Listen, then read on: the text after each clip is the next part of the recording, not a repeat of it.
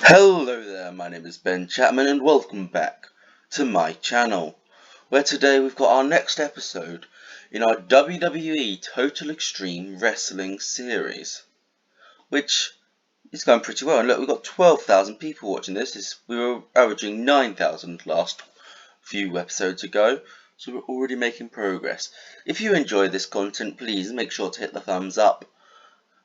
Leave your comments down below if anything else you'd like me to try, and if you're new around here, make sure to subscribe. Now, we opened this episode of Raw with a new look commentary team. It was promised last week that Raw and SmackDown were going to get complete refreshes. So here is the new commentary team for Raw, and if you hadn't guessed, I'm British, and it's got a rather British tinge to it, this commentary team. You've got Mauro Ranallo as our lead play-by-play, and the two people on colour commentary are Nigel McGuinness and Wade Barrett, making his first appearance in WWE since 2016. So a pretty strong commentary team. I hope they get us a 69 rating, as they are the first thing we see on this new episode of Raw. The first actual segment on the show, however, belongs to Paul Heyman and Brock Lesnar. They come out and they talk about how they're done with Drew McIntyre. It is very much built as they're running away from the fight because they don't think they can beat Drew, rather than them just saying they're done, because they have never beaten Drew McIntyre. It's sort of Brock Lesnar just trying to escape the fight by saying that, oh yeah, I beat him up last week, therefore it's all over, and not go into a match with Drew. Paul Heyman is always going to be a good promo. He was superb working with that script, had the crowd in his palm with his hand the entire time, and that's what Paul Heyman does. He is one of the best managers in history. And to be honest, him working with Lesnar is a phenomenal pairing. Gets a 94 rating. We then go backstage with Dolph Ziggler talking to Commissioner Adam Pearce. And Dolph Ziggler isn't sure whether he wants to get in the ring with Baszler.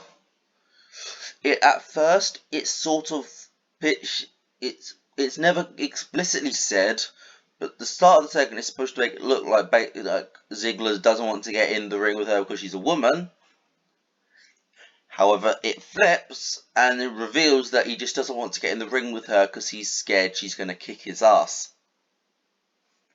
So it's a bit of a comedy segment, and also puts Baszler's threat over massively.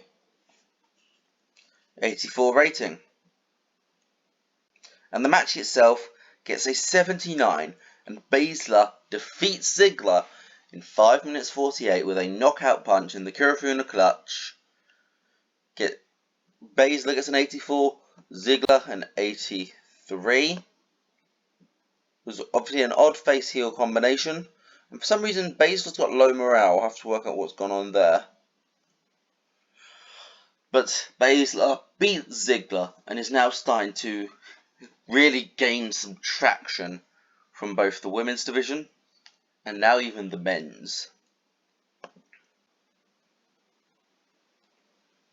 We then get the Raw Tag Team Champions, Andrade and Angel Garza, with Zelina Vega, and they're saying that they want a real challenge. They want a challenge. They want someone to come out and face them tonight for the tag team titles. And it's a simple, quick promo, and they're answered by the Mysterios. Rey and Dominic. Mysterio. And Dominic and Rey defeat Angel Garza and Andrade in a match where the Raw Tag Team titles were on the line, after Andrade and Garza leave. They take their titles and run off for the countout. It's 10. They get to 10. they retain their titles by count-out, but the Mysterios won the match. And after that, they were walking up the ramp, holding their titles, clutching them, and out comes Commissioner Pierce. And he says, no, you're not going to do this. You're not going to run away from a challenge. If you want to fight them, you will fight them at Payback in a tag team title match. It will be Andrade and Angel Garza versus Rey Mysterio and Dominic Mysterio. However, the title can change hands in disqualification or count out, so you have to beat them in the ring. It's a 100 rating. Everyone who's spoken in this program did pretty well. Sort of Pierce is starting to become more solidified as our commissioner, which is always good to know. He's commissioner for both shows, by the way, not just Raw. And that 100 rating is always a good thing for a commissioner angle. After that, we get a women's match as Nia Jax makes Natalya tap out in under 6 minutes. It's just Nia Jax pretty much brutalizes Natalya and locks in a stretch muffler for the win. Gets an 82 rating match. Natalya's got low morale, which I understand she's not really been pushed much, but to be honest, I don't really think she's got much to be pushed based on. I think she is a undercarder in the women's division, to be honest. But gets an 82 rating that match. Moving on. I introduce you to a new team. They aren't a brand new team, we have seen them before. But this is a new gimmick for them. They are the New Element, two masked superstars that most people will know very well. Ultimo Ninja and Black Death. Underneath those masks is Humberto Carrillo and Aleister Black, who unfortunately did have to shave for this to get under it, but they are underneath these full face masks.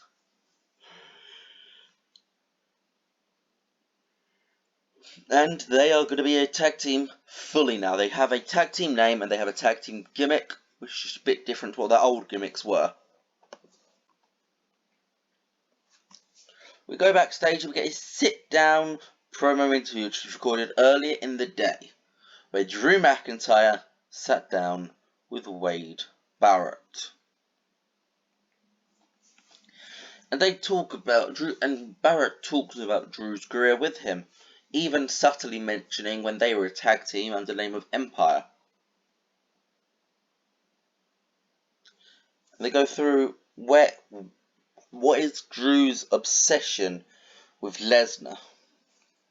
And Drew cuts this promo where even though I beat Lesnar at WrestleMania this year, I beat him fair and square in the middle of the ring, somehow he's still the biggest star. He's not even been here for 6 months. I've been here week in and week out, working my arse off to be the top star this company has, and he can just walk right in and apparently he's above me. Not happening. I am going to bury Brock Lesnar. Gets a 100 A-star promo, which is phenomenal. These two are both amazing on the mic, and a sit-down interview with them is brilliant. Mustafa Ali gets a quick victory over Riddick Moss, goes 6 minutes, hits the 054. Not really much to it. Ali gets a 75, Moss gets a 71. It's a 77 overall match. Charlotte Flair comes out to the ring, and she cuts this promo on Bianca Belair about how, Bianca Belair, well done. You made it to the top of the mountain. You are the Raw Women's Champion. but eventually you will have to bow down to the Queen. Because there is nobody in this women's division who has done more for the evolution than the Queen. She is the immortal one. Her name will forever be legitimized in history. Bianca Belair won't. She never will. It's a nice scathing promo. It brings a whole sense of realism into this feud, talking about the history of their characters and their performers as well. It's a 99 because Charlotte's a great promo. Simple as that. We then get the first match with New Element, and they're facing Brendan Vink and Shane Thorne. And they of course show excellent chemistry teaming together. And the Black Death pins Brendan Vink with a roundhouse kick. It's an 84 rating. Black Death carried the match, getting a 92. Ninja got a 77. Vink and Thorne both got 73s. But boy, oh boy, this new tag team could be fun. If you're wondering, this one's Black Death, this one's Ultimo Ninja. Simple as that, to be honest. Ultimo Ninja, of course, was his name pre-WWE, and Black Death was one I made up, and it just made sense for me calling him that. Because the 84 rating this match, good match. We then get the Undisputed Era coming out with Triple H, and they're all cutting promos, which does take the rating down because not all of them are good promos on the main roster. And it's pretty much a case of they all talk about how this is their time now. How did you not? And Triple H goes on about, how did you not realise that I was going to invade at some point? The names of my shows were literally called Takeover. And now, we take over. Playing on the history of NXT to suggest that this is the plan, this has been the plan for years, when in actuality, it isn't a long-term storytelling. It's retroactive storytelling. It's a 66 promo, pretty decent, it's alright, I guess. We're going to get the Hurt Business come out for the Open Challenge for the TV title, and it's responded to by Kane. Big Red Machine comes out. You see a little bit of fear going over Bobby Lashley's face, of course, because he knew Kane when he was younger. Same with MVP. And Benjamin even, they all knew Kane when he was younger. And it is very much a case of and Kane still has this mystique around him, even though he is the mayor now. There's a 100 rating. And it's a pretty simple match, because 8 minutes. And Kane picks up the win with a Dragon Sleeper, Lashley pins up the win with a Dragon Sleeper, making Kane pass out in it. And Lashley makes defense number 3 of his television title. Kevin Owens comes to the ring, talking about how a few weeks ago Randy Orton attacked him after his match. But Randy, why would you attack the guy who has spent his entire career putting people on the shelf as well? You keep going on about how many times people you've put on the shelf as a punt. Yes, the punt is deadly. But think about the moves which I have. I have an apron powerbomb, which has broken people's backs. I have the package pile driver, which has broken people's necks. I have the stunner, one of the most famous finishers of all times, and I still even have the pop-up powerbomb, the move which easily beats Cena. And it's just Owens bigging himself, is talking himself up, and then Orton comes to the ramp, and he's just like, Kevin, absolutely, you're a threat. I wouldn't deny you're a threat. You're a great performer. But great performers don't get everything. You lost your edge. You had an edge and you lost it. You used to be this psycho killer who would do anything to win. And look where I got you. I got you to the Universal Championship. But you left that. You gave that up. And at Payback, I'm going to put you on the shelf. Simple promo segment between the two of them. Sort of builds up a feud about how Kevin Owens doesn't have the edge anymore. Sort of builds that into the character as well.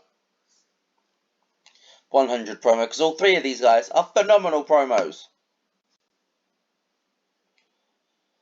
Quick match here as Finn Balor defeats R-Truth with the 1916 Bloody Sunday. It's a pretty simple match. R-Truth tries to get some moves in, hits a lie detector at some point, but Balor just kicks out and is just quicker and stronger than Truth, hitting a power bomb on him, and the coup de grace before the Bloody Sunday. I want to make the 1916 his main finisher again over the coup de grace. They get an 82 rating, which is a pretty good match. And after the match was the segment this was building up to. Christian jumps the barricade and hits Balor from behind, lays him out, hits a spear, hits an unprettier, and leaves Balor laying in the ring as they build up to their match next Sunday at Payback.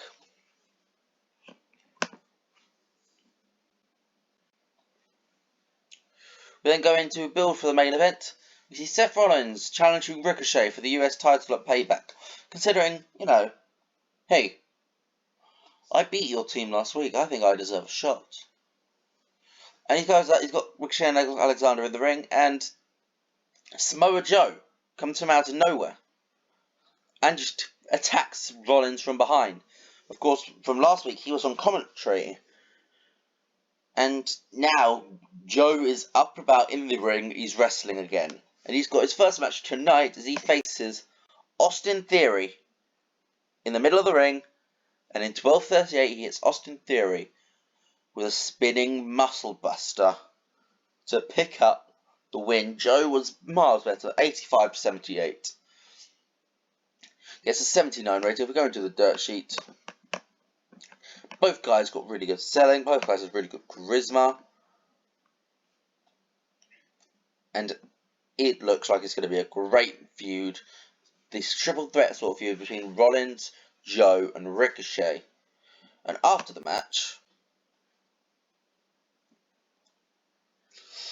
Rollins, Murphy, and Theory work together to put Joe through a table.